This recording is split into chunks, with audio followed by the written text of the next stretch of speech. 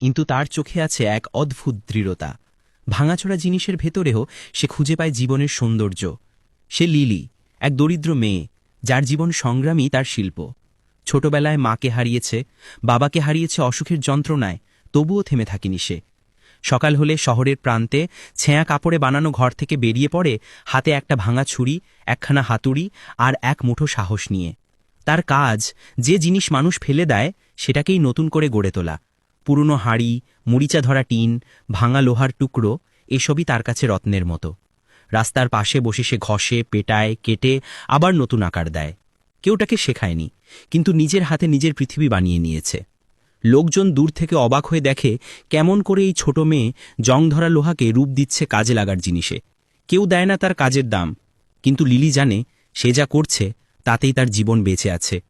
দিনের শেষে তার হাত কালো হয়ে যায়, আঙুলে লোহা ঘষার দাগ, কিন্তু মুখে শান্তির হাসি। রাত হলে বাবার জন্য চুলা জ্বালে, ভাঙা হাঁড়িতে ভাত রান্না করে, তারপর অন্ধকার ঘরে বসে ভাবে কাল আবার নতুন কিছু বানাবে। একদিন একটা পুরনো বালতির টুকরো থেকে বানিয়েছিল ফুল রাখার পাত্র। কেউ দেখে প্রশংসা করেছিল। সেই দিন থেকে সে বিশ্বাস পেয়েছিল নিজের হাতে। যতই কষ্ট হোক, সে চায় মানুষ জানুক গরিব মানে অক্ষম নয়। প্রতিটি জিনিসের ভেতর লুকিয়ে থাকে নতুন জন্মের সম্ভাবনা, শুধু দরকার চোখে স্বপ্ন আর মনে সাহস।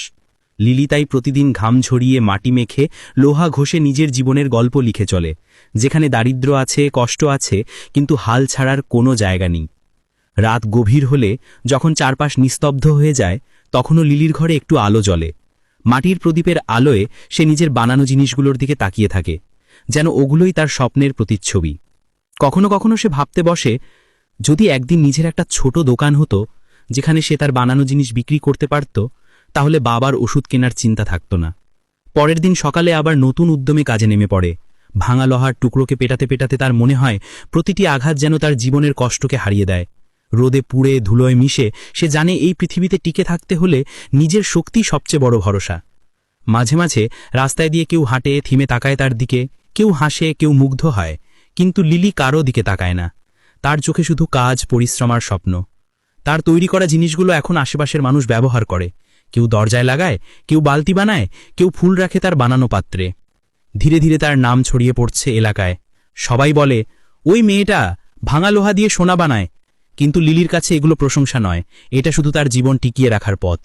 তবুও অন্তরের গভীরে সে জানে একদিন সে সফল হবে, একদিন তার বাবাকে ভালো চিকিৎসা দিতে পারবে, আর নিজের হাতে বানানো জিনিস দিয়ে নিজের ছোট্ট সংসার সাজাবে। এই অদম্য মেয়েটি প্রমাণ করে স্বপ্নের কোনো দাম লাগে না, শুধু লাগে বিশ্বাস আর পরিশ্রম। আর সেই বিশ্বাসী লিলিকে প্রতিদিন নতুন করে বাঁচার প্রেরণা দেয়।